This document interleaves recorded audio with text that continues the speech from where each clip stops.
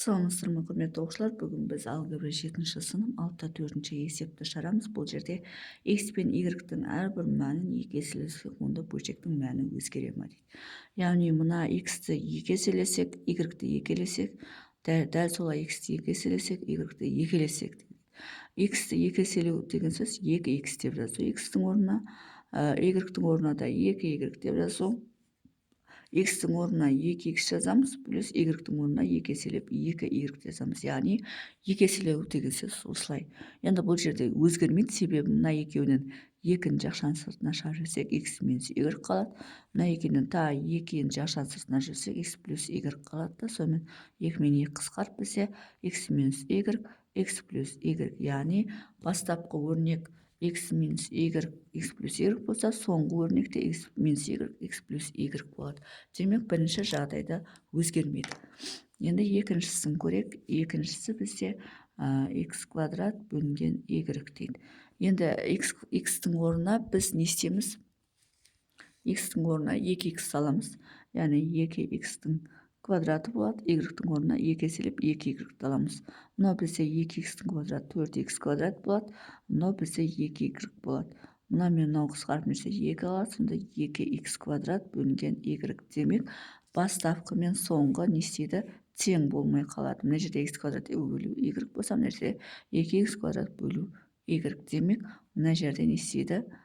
Бөлшек өзгереді. Мынау өзгереді. Мынау өзгермейді. Сол бастап соңынша мынау өзгереді.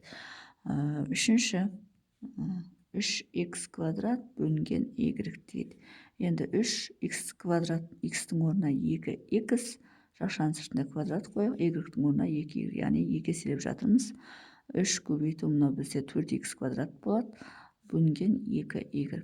Енді мына 2 мен 4 қысқарып, мына жерде 2 қалады, сонда мынау бізде 6x квадрат болады, y болады. Бастапқы мен соңғы тағы да не істейді? Екеуі өзгеріп келеді, сондықтан бұл өзгереді. Төртіншісін шығарайық енді. Төртіншісі 4x квадрат минус y квадрат бөлінген x квадрат плюс y квадрат.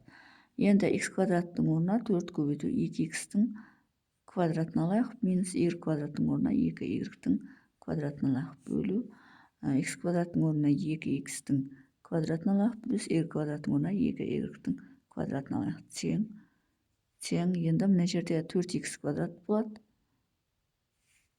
4 көбейту 4x квадрат болады, минус мына екеуі 4y квадрат болады, бөлінген мынау бізде 4x квадрат болады, плюс мына екеуі 4y квадрат.